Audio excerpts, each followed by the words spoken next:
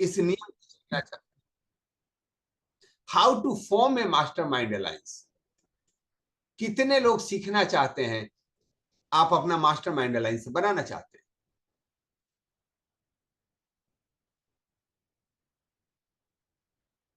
Super. आज का chapter आपके लिए बहुत इंपॉर्टेंट है। अपने मास्टरमाइंड अलायंस के क्या तरीके हैं? So day number 28, rules to form a mastermind alliance. Mastermind alliance बनाने के क्या नियम है? Rule number 1, have a definite major purpose और ए गोल। जब तक आपको लक्ष्य ही का पता नहीं है तो कोई भी योजना कारगर नहीं होगी। आपका एक डिफिनिट गोल होना चाहिए। 1 महीने में हो, 2 साल में हो, 5 साल में हो, जो भी कोई योजना बना रहे हैं वो टोटल क्लियर पर्पस होना चाहिए। हमें इतने दिन में क्या करना है। अगर आपके पास गोल नहीं है तो मास्टरमाइंड अलायंस क्रिएट नहीं करना चाहिए, नहीं हो सकता। तो सबसे पहले आप अपने अपने नोटबुक में अपने गोल को मार्क कर सकते हैं। यही से एक्सरसाइज को हम लोग सेशन के बाद में करें, ध्यान में जरूर रखिएगा। So have a definite purpose of a goal, इसकी पहली कंडीशन है, पहला नियम है। दूसरा है don't forward MMA without an end result. हमें लास्ट में क्या प्राप्त करना है, उस इंड रिजल्ट तक अगर आप नहीं पहुंचते हैं तो आप एमएमए मत बनाइए। Lastly what you wanted to achieve. 1 साल के बाद, 1 महीने के बाद, 6 महीने के बाद आपका वह गोल क्या है। ध्यान रखिए, अपने गोल कार्ड में आपने वही लिख रखा है। अगर आपका गोल कार्ड रेडी नहीं है तो आप एमएमएम का फॉर्मेशन नहीं कर सकते। इसीलिए हम लोगों ने 24 चैप्टर तक कैसे गोल कार्ड क्रिएट कर सकते हैं, गोल स्टेटमेंट क्रिएट कर सकते हैं, हम लोगों ने उस पर बात की। Now rule number 2, determine benefit of each member. जो आप गोल को प्राप्त करने वाले हैं उसमें हर एक व्यक्ति को क्या लाभ मिलने वाला है, यह भी डिस्क्राइब कर दीजिए। अगर आप 2, 3, 4, 5 लोग अपने एमएमएम में हैं तो हर एक व्यक्ति को एट द एंड रिजल्ट उनको क्या प्राप्त होने वाला है। Review the 9 motives and outline them with clarity. 9 motives का रिव्यू आपको करना है, आउटलाइन करना है क्लैरिटी के साथ। 9 मोटिव्स कौन कौन से हैं? आपने गोल स्टेटमेंट में देखे हैं क्या क्या मोटिव्स हो सकते हैं। Rule number 3, establish A definite place, plan and time. कोई भी लक्ष्य को प्राप्त करना है, वह लक्ष्य जिससे भी रिलेटेड है, उसके लिए एक डिफिनिट प्लेस, प्लान और टाइम आपको डिफाइन करना है। अगर आज लोग प्लान करते हैं यार कल एक मीटिंग करते हैं, तो सब बोलते थे ठीक है करते हैं, और डिसाइड ही नहीं किया कि कितने बजे और कहां वह मीटिंग होती है क्या। तो ऐसे मीटिंग कब होती है पता है? बाहर से निकले, दो दोस्त लड़खड़ाते हुए, आप फिर वो बोलते हैं ठीक है दोस्त कल मिलते हैं। उनका प्लेस डिसाइड है कि उनको कहां मिलना है, वापस आके फिर लड़खड़ाना है। अगर आप भी ऐसे ही बात करते हैं तो आप मिलते हैं लड़खड़ाने के लिए, ध्यान रखें। तो आपका कोई भी एमएमएम के लिए आवश्यक है आपका प्लेस, प्लान और टाइम का डिसाइड हो जाना, एस्टेब्लिश हो जाना। Have a pre defined structure in place. पहले उस गोल का स्ट्रक्चर क्रिएट हो जाना चाहिए कि आप जो काम करने वाले हो वो किस स्ट्रक्चर में काम करने वाले हैं, किसका क्या रोल होगा, कौन किस कार्य को करेगा, यह प्री डिफाइन होना चाहिए। Rule number 4, maintain perfect harmony. ध्यान रखें, जब तक परफेक्ट हार्मनी नहीं रहेगी आपस में, एमएमए काम नहीं करेगा। That is the very important. Refer day 27 for further detail. जो हमने कल बात किया परफेक्ट हार्मनी होता क्या है, पिछले सेशन में बात किया, यह आपको एग्जैक्टली समझने की जरूरत है। Rule 5, size. अब कोई भी गोल के लिए, कोई भी कार्य के लिए साइज मायने रखता है। अगर आपका गोल छोटा हो तो 2 लोग सफिशिएंट है उस पूरा करने में, लेकिन अगर बड़ा साइज पे कोई काम करना हो तो नंबर ऑफ पीपल जरूर बढ़ेगा, और यही लोग गलती कर जाते हैं।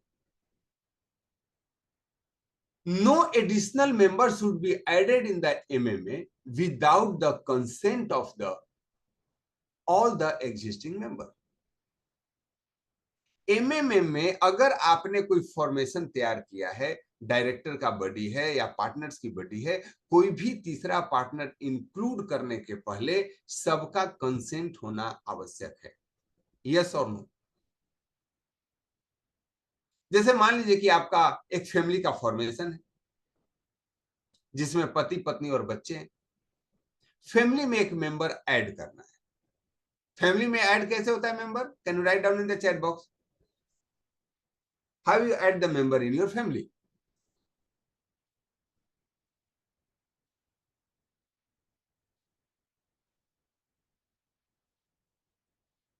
बाय मैरिज, ग्रेट, और बाय बर्थ। या तो घर में कोई बच्चा जन्म लेता है या आप बच्चों की शादी करते हैं।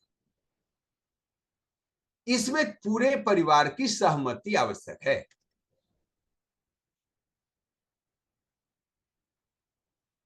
और जब तक सहमति नहीं हो, पति पत्नी के बिना सहमति के बर्थ तो हो ही नहीं सकता। अब उसमें भी कुछ अनमने हो तो बच्चे नहीं चाहती है, पति चाहता है, पत्नी नहीं चाहती है, पत्नी चाहता है, पति नहीं चाहता है, तो आप देखेंगे वह बच्चे मानसिक रूप से विकलांग हो जाते हैं। अब आप बोलेंगे सर ऐसी क्या बात कर रहे हो?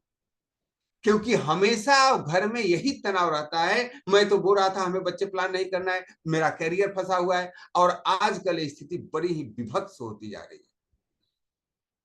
मास्टरमाइंड अलायंस से इंपैक्ट करता है। दूसरा चीज, मैरिज। आजकल वो सारी शादियां फेल करने में ज्यादा नंबर 1 पे हैं, जिसमें बाकी परिवार का सहयोग नहीं होता। बहुत सारे लोग भाग के शादी कर लेते हैं और जीवन भर भागते रहते हैं। लव मैरिज और अरेंज मैरिज की मैं बात नहीं कर रहा हूं, मैं बात कर रहा हूं टोटल हार्मनी की, क्योंकि फिर उसको बाकी परिवार के मेंबर का सहयोग नहीं मिलता है। कितने लोग मेरी बातों से सहमत हैं? अब यहां परिवार में तो 2 मेंबर 4 मेंबर होते हैं।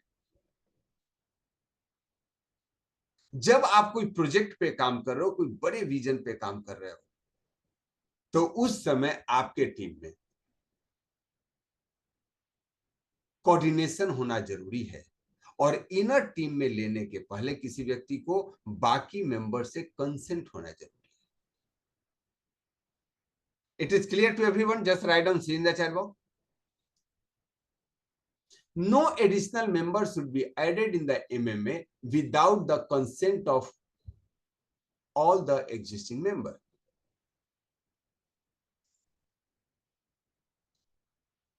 Important. All the rules should be followed to maintain successful working of the MMA. ये जो भी 5 रूल है, यह एमएमएम के सक्सेस होने में जरूर जरूर जरूर जरूर मेंटेन होना चाहिए। Otherwise, your MMA will not work. Assignment of the day. Think about the size of the MMA which you require for your goal. आप कोई भी एक गोल बनाइए, इस महीने का हो, इस साल का हो, इस क्वार्टर का हो, और उसमें एमएमएम का साइज डिस्क्राइब कीजिए। And you must have a MMM का मीटिंग, एमएमएम का क्रिएशन एंड फॉर्मेशन। देखिए, कहानियां हम लोग जिंदगी भर सुन सकते हैं और पढ़ सकते हैं, जब तक आप एक्शन नहीं लेते हो you cannot create it in big way. MMA का formation, think about the size of the MMA which you required for your goal. और आज मैं AKS एकेडमी का एक MMA क्रिएट करना चाहता हूं। जो लोग उसमें वॉलेंटियर हैं और उसके लिए ज्वाइन करना चाहते हैं, they are invited to join us at 11 AM। आज 11 बजे हम लोग एक MMA रखेंगे for the AKS academy, its growth and its role.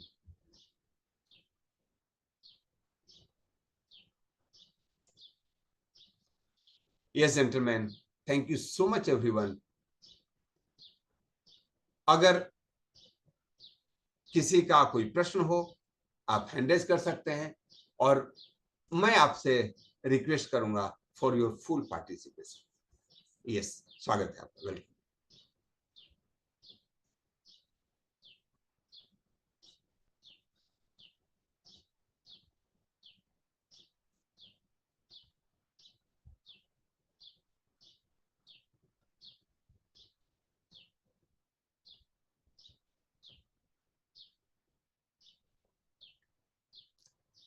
कितने लोग एमए में फॉर्मुलेट करना चाहते हैं? Please raise your hand.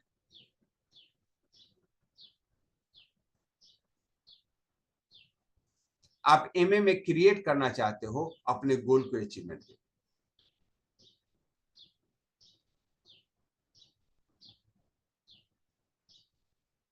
Suresh sir, Ramavatar Mudgal sir,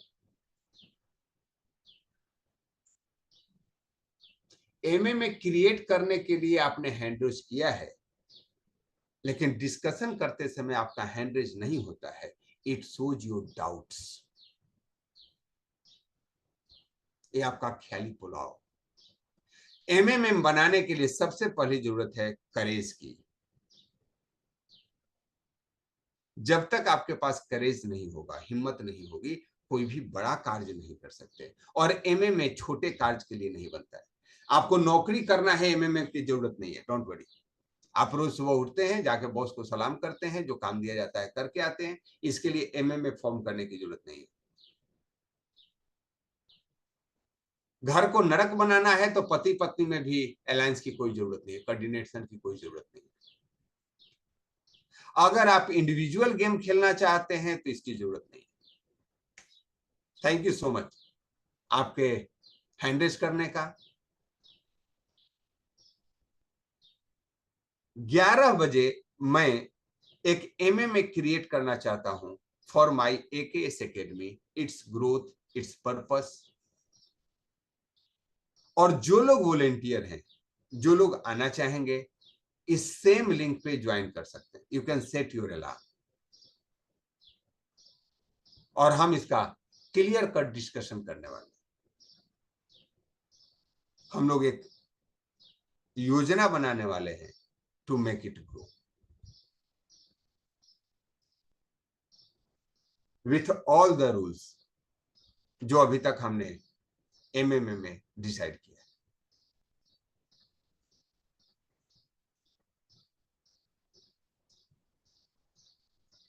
now individual question अगर किसी का। यस, नमस्कार सर। नमस्कार सभी साथियों को।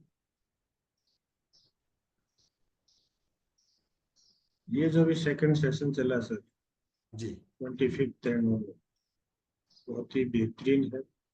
और आज का जो एमएमए के बारे में बताया, अभी कोई भी कार्य हम जब शुरू करते हैं तो फैमिली का या जो भी हमारी एमएमए वाली टीम है, उनका हर एक का इसमें बहुत बड़ा रोल है। और कई बार ऐसा हो जाता है सर कि हम जैसे मान लो कोई फैमिली का वर्क है तो उसमें किसी को इग्नोर कर देते हैं जी, किसी भी कारणवश। तो मैंने ये फील किया है कि वो बाद में भी जो है ना उनका वो चीजें क्लियर नहीं हो पाती, वो उसको बार बार रिमाइंड कराते हैं। देखिए मैंने आपको वहां पे, मेरे को आपने पूछा नहीं, ये है।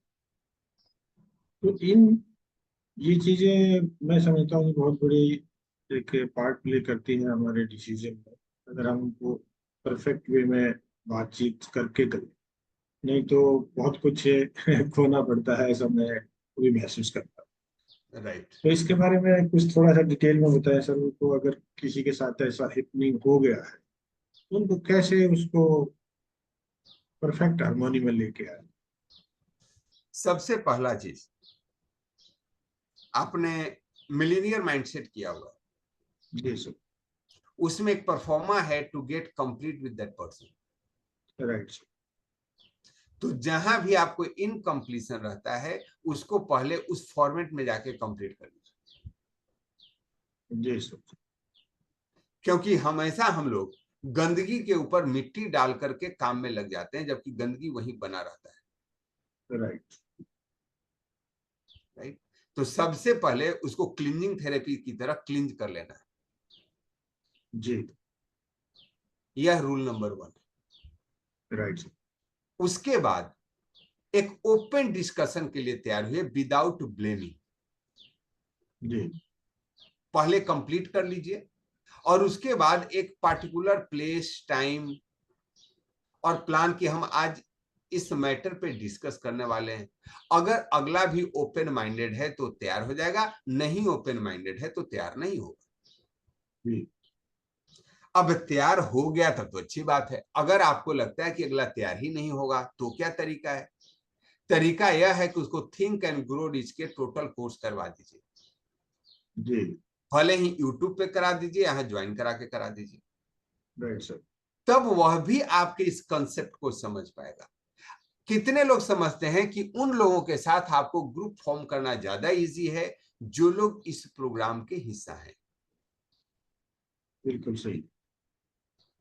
बिल्कुल ठीक कहा सर। अगर इस प्रोग्राम के हिस्सा नहीं है तो यही चीज को उनको ट्रेंड करने में आपको लाखों रुपए खर्च करने पड़ेंगे। उनको समझाने के लिए फिर अलग से आपको कोचिंग लेना पड़ेगा और फिर आप उनको बताएंगे तो उनको लगेगा कि आप उनको सिखा रहे हो, पढ़ा रहे हो।